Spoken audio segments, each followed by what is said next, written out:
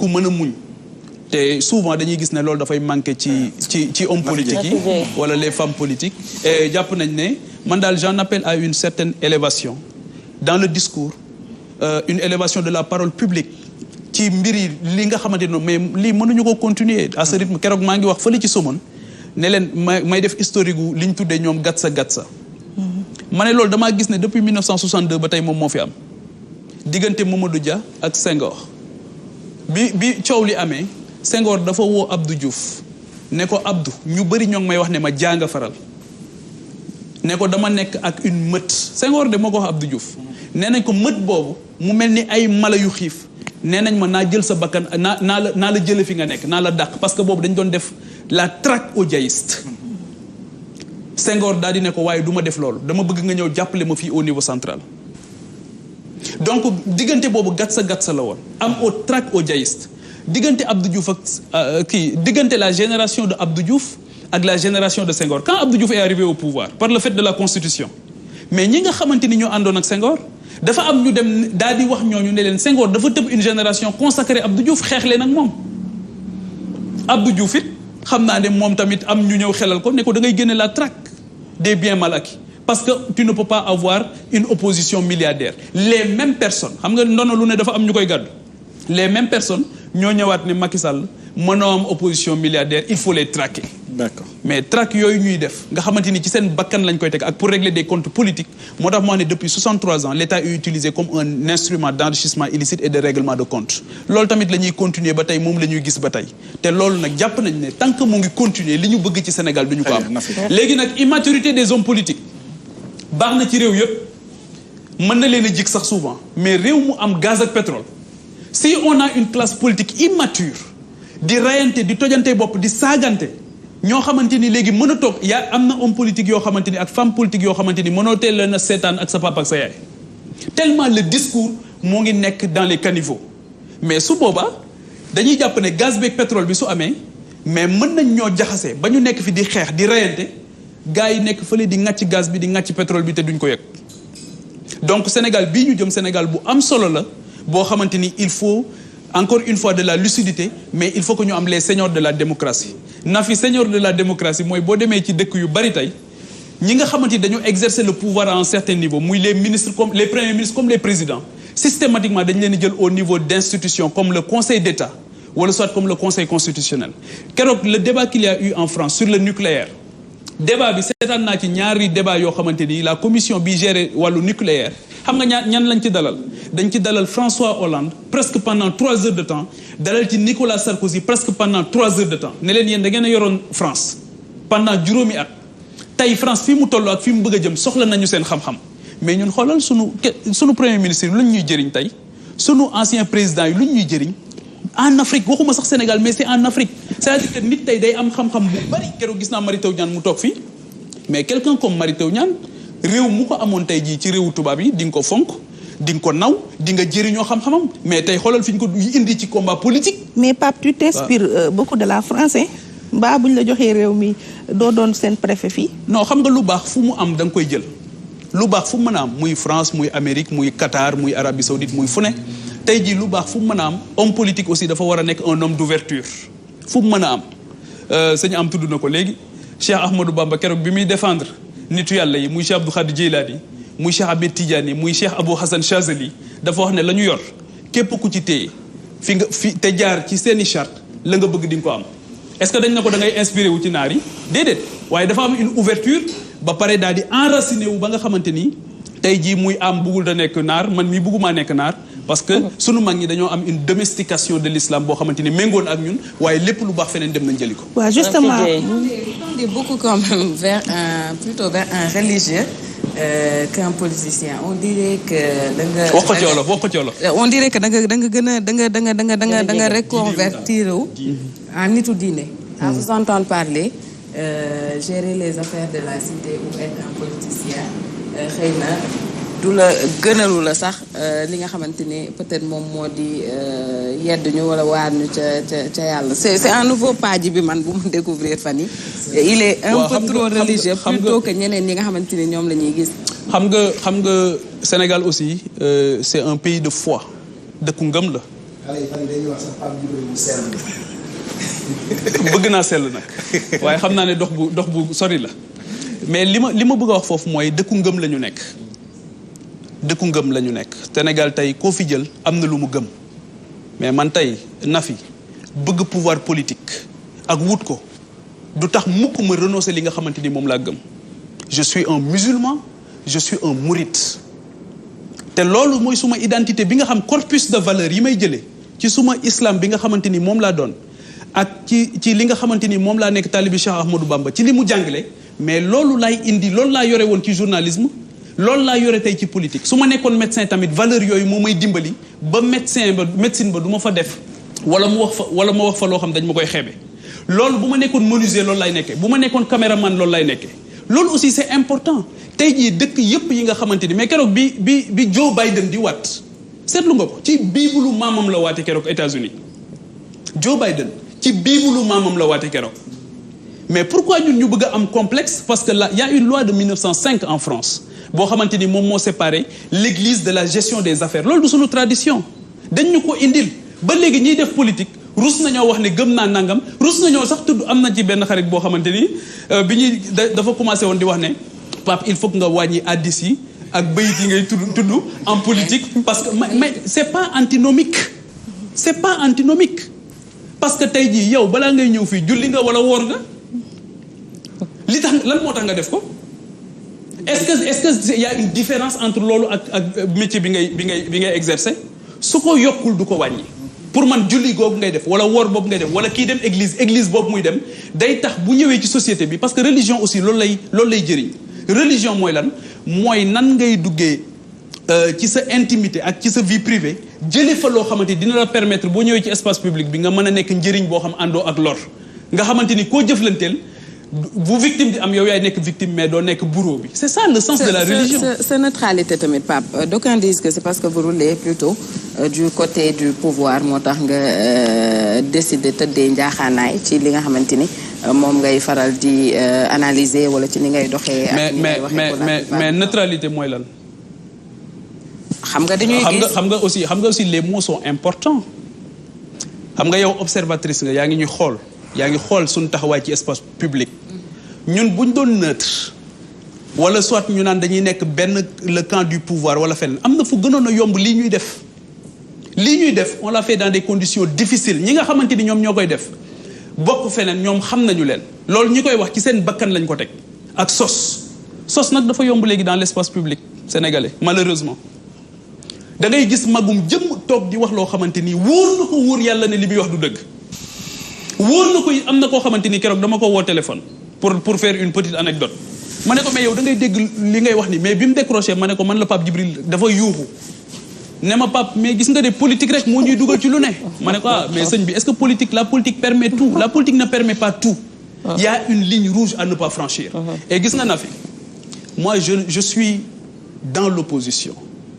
dama jàpp ne Macky Sall lii muy def jeexal na 2024 la yem dañu jàpp ne bi ñuy dugg ci politique dañoo jàpp ne moom li muy def on peut faire mieux que li muy def on a plus d'énergie am nañu ñoo xamante ni jàpp nañu ne ñoo gën a bëgg réew mi tamit fii nga xamante ni toll na fi jàpp nañu ne li nga xamante ni moom moo fi jiitu moom mooy politique moom mooy xam-xam ci politique Macky Sall en 2012 dafa def diagnostic bu am solo mais malheureusement gañewul combat bi. mais loolu la ñu waxoon départ. Macky Sall xam nga lu mu wax en 2012 dane la patrie avant le parti. il n'a pas gagné le combat. ak discours bu rafet comme ni nga ko waxee nii rek. xam nga gars yi tamit loolu tàmmal nañu ko. avant ñuy ñëw au pouvoir dinañ def xam nga suñu différence ak Macky Sall lan la mais bu ñu ñëwee rek xaw ma réalité pouvoir bi day changer. amul réalité mais xam nga Macky Sall ak suñu différence ak Macky Sall lan la. mooy Macky Sall avait géré le pouvoir 8 ans avant muy ñëw. toogul woon bay doog a ñëw mi ngi woon ci biir. moo ngi woon ci biir xëy na sénégalais yi ñoo ko bàyyiwuloon xel rek ak ñi nga xamante ni ñoom la àndaloon waaye wax dëgg yàlla il était au pouvoir pendant 8 ans. tout à l'heure li ñu lay dégg li ngay wax yëpp après dafay revenir un peu ci sa personne revenir un peu ci la façon bi nga gisee politique différente aujourd'hui peut-être de la masse les derniers événements yi nga fi dund mooy la manifestation bi nga xam ne mi ngi amoon ci lu ñeel wàllu fonds force Covid-19 yi ñu yuuxu la fa sànni sa oto nga am fa incident est-ce que aujourd'hui ñenn ñi jàpp ñu ne da nga surfer ci besu ñi fare ak Pastef après dem élection am li nga am def benn rupture boo xamante ne sa position leerul moom moo indi. mais xam nga ci élection yi ñun luñ ñu dóorut ci ay coups irréguliers amut. avant élection yi. waaw non mais loolu laa bëgg a wax mais loolu laa bëgg a wax masse bi ànd ak yow. parce que non dama bëgg a wax ne. da nga bokkoon ak ñoom gis-gis lu ci ëpp. déedéet bi ñu ne dañuy déclarer dem nekk candidat ñi nga xamante ni ñoo jàpp ne ñun dañoo waroon a déclarer dem topp diw wala dem ànd ak diw ñun bi ñu déclarer dañ leen wax ne leen kat ñun topp ñu diw topp ñu Massamba topp ñu Mademba. et c'est ça qui nous a permis Assemblée nationale. man su ma yéegaan ci perchoir bi kan nga daan dégg ma tudd ku dul askanu Sénégal daaw nekkuma fa woon pour gérer benn agenda politique. gérer wu ma agenda politique. est-ce que discours boobu amul jeexital ci sa taxawaay. ci ñaari pàcc yëpp muy opposition bi ak ñi féete pouvoir. mais man le fait que bokkoo fii mais askanu Sénégal moo tax ma dugg politique. Mohamed. oui dugguma politique pour Massamba wala Mademba. dugguma it politique pour défendre Massamba ou Mademba je défends des principes. te yaakaar boo xamante ni askanu Sénégal am nañ ko ci man. ak yéene boo xamante ni am naa ko ci ñoom. ak ñeewante boo xamante ni am naa ko ci ñoom par rapport ak difficultés yi ñuy dund te taxawaay bi ma position bi ma taxawoon moo ma permettre woon ma xam ko parce que beaucoup ont parlé d'une candidature prématurée bi ma duggee politique. C'est pas conforme à la réalité. balaa may dugg politique Sénégal dëkk bu ma xam la je connais son histoire je connais sa géographie réew mi yëpp laa xam fu nekk laa daan dem di dégg di gis. nekk un mur de lamentation ku jàpp ne dafa yomb ku jàpp ne surfer yomb na mais na ku ne surfer dem déclarer candidature ba xool. alors surfer bi ñu demee ci élection yi. mais li nga def ba jàll parrainage mais fi mu ne nii moo jommal gaañi. mais dañu def bi ngay déclarer sa candidature ak bi ngay am parrainage bi. mais dañu def temps bu réduit boobu noonu. noo def ba mëtal parrainage. mais Ndeye Fatou dañu def liggéey bu am solo avant. wax naa ko plusieurs fois dinaa ko waxaat. balaa may dugg politique. dafa am lu ñu tuddee woon ñun ëttu Pape Djibril Fall. ëttu Pape Djibril Fall boobu ci biir Sénégal may profito di leen gërëm di leen sant. ñiy suivre réseaux sociaux yëpp daan nañ ko gis j'étais partout au Sénégal di rencontrer les jeunes di rencontrer les femmes di waxtaan ak ñoom. ëttu Pape Djibril Fall boobu après ñoom ci seen bopp ñoo njëkk a def la réclame ne jot na nag taxawaay bi ñu soppi ko xool nan lay gën a dëgëre nan lañ koy gën a taxawalee. bi ñu ci demee. nekk ci di ci dox bi ñuy waaj a déclarer sunu candidature xëy ñu xam nga politique science la dañuy wax science politique mathématique la ñun balaa ñuy déclarer sunu candidature suñu wóoroon ne dañuy dem à l'aventure mais duñ ci dugg dafa am liggéey bu ñu def avant ñuy déclarer candidature ndax dafa am lu xam nga fi mu ne nii gis naa ku xëy naan sa café ba mu neex la rek nga déclarer sa candidature à la présidentielle. pour ñun mbir mi du noonu dafa am liggéey boo xamante ni moom moo ko jiitu mooy un travail de maillage du territoire de consultation. ba pare nga xool yan boroom xam-xam on avait un plan stratégique bu ñu décliné ci ay actions yoo xamante ni opérationnel di ci dox di ci wax guddi on se voyait tous les mercredis ñun ak ñi nga xamante ni ñoo ko doon liggéey. mais amul booy demal maa koy gérer. ah déedéet wala non bëgguma sax waat mais loolu amu ci. ñi ko diriger. ñi nga xamante ni ñoo am na ñu ne sa ginnaaw. kenn nekkul jusqu'à présent sunu borom moom wax dëgg yàlla moo ngi ci sunu ginnaaw. alors sëñ moom rek mooy sunu allié.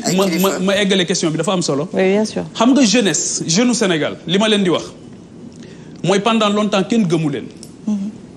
pendant longtemps saa bu ñu jógee bëgg a taxaw am taxawaay bu am solo rek da ngay dégg ñu xeeb leen ba naan dafa am ku nekk ci ginnaawam.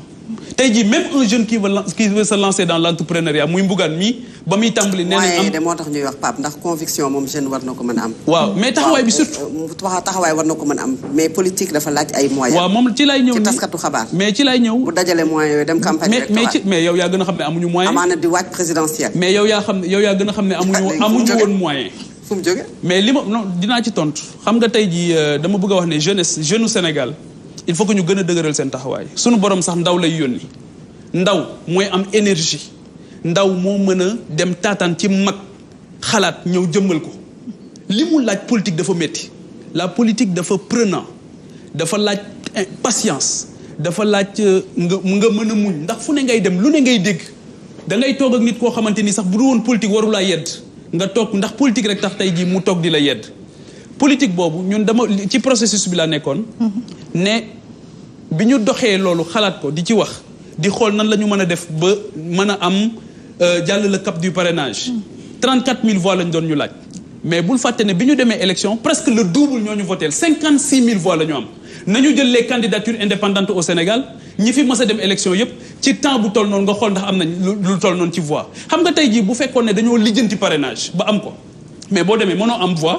mënoo am élection 56 000 personnes ñoo ñu voteel alors que ci parrainage bi 34 000 voix lañ la doon laaj te 56 000 personnes yooyu ñu voteel na nga jàpp ne amuñu woon ay mandataires dans les bureaux de vote.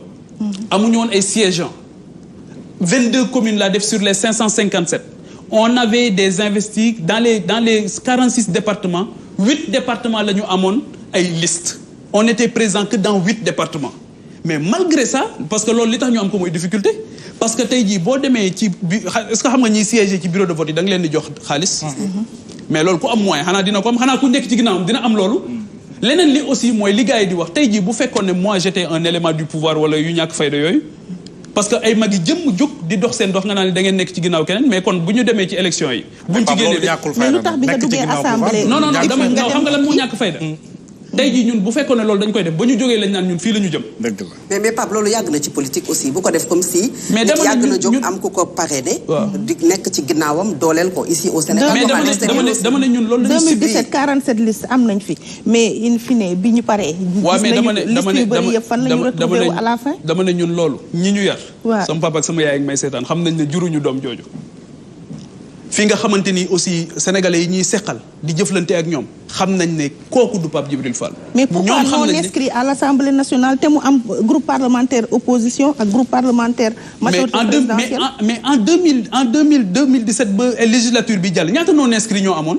Ousmane Sonko non inscrit la woon. doon non inscrit ñoom Déthié Fall ñoom ñëpp ku ci xuloog sa groupe parlementaire non inscrit ngay nekk. non inscrit c'est pas c'est statut la boo xam daf lay conférer une liberté. mais droit bi moom moo ko prévoir non droit kii bi règlement intérieur assemblée nationale moom moo ko prévoir Ndeye Fatou. donc loolu tey jii su la neexee nga ñëw bokk boobu ma bokk tey nekk non inscrit moo tax saa bu ma jógee dem amul kenn ku may conditionné benn groupe du ma conditionné damay wax sama xaqulaay taala mais damay wax tamit li nga xamante ni jàpp naa ne moom moo amal njëriñ sénégalais yi. muy assemblée boo xam ne dafa mel ni du fi yàgg. te assemblée nationale boobu. seen assemblée bii dafa mel ni du fi yàgg. parce que d'ici 2024. loolu c'est la marche démocratique. tey jii le président qui arrive en 2024 mën na décider de dissoudre l'Assemblée nationale daal di créer waat ay élections loolu c'est la liberté mais quel que soit Alpha ñun dañu jox suñu bopp Sénégal te on va pas s'arrêter en si bon chemin waxoon naa keroog bi may déclarer suma candidature ba pare beaucoup dañ koy fàtte ñun defaguñu 1 an de vie politique moi j'avais déclaré ma candidature le 22 avril 22 avril prochain la ñuy am 1 an de vie politique tey xoolal li ñu yàlla def nous sommes une réalité politique même si les observateurs refusent cette réalité tey jii duñ ñu tudd ci analyse politique alors que li urne yi wax le 31 juillet 2022 après les 2 grandes coalitions les serviteurs sont une 3e réalité politique te tey jii duñ ñu tudd nit ñi dañoo bëgg a gëmm réalité boobu dans l'analyse politique waaw donc loolu tamit je pense que Ndeye Fatou c'est important que ñu respecter cette expression des Sénégalais. mais aussi 3e voie 10 na de te ñu ko réussir ci politique Sénégal bariwul. ñi fi opté woon 3e voie yëpp finalement. ñun de lii ñu sunu borom defal. xam nga bu ñu la diggee reer jox la nga añ ba suur mën ngaa rafet njort. waaw ñun sunu borom.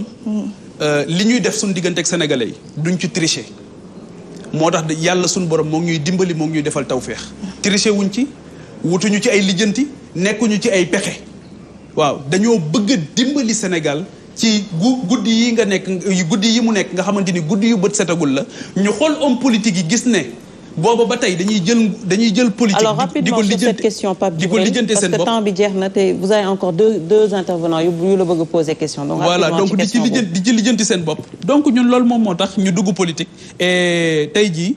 Le parti que nous avons, le mouvement qui est devenu un parti aujourd'hui mooy les serviteurs est en train de faire un travail remarquable sénégalais yi xàmmee nañu te tey ji waxuma la sax biir Sénégal ba Japon ba Suède ba fépp ci biir Sénégal nit ñi ñoo ngi ñëw les cadres au Sénégal nous rejoignent en masse les femmes s'organisent les jeunes s'organisent d'une façon incroyable les étudiants comme les élèves s'organisent donc aujourd'hui je pense que ne ñun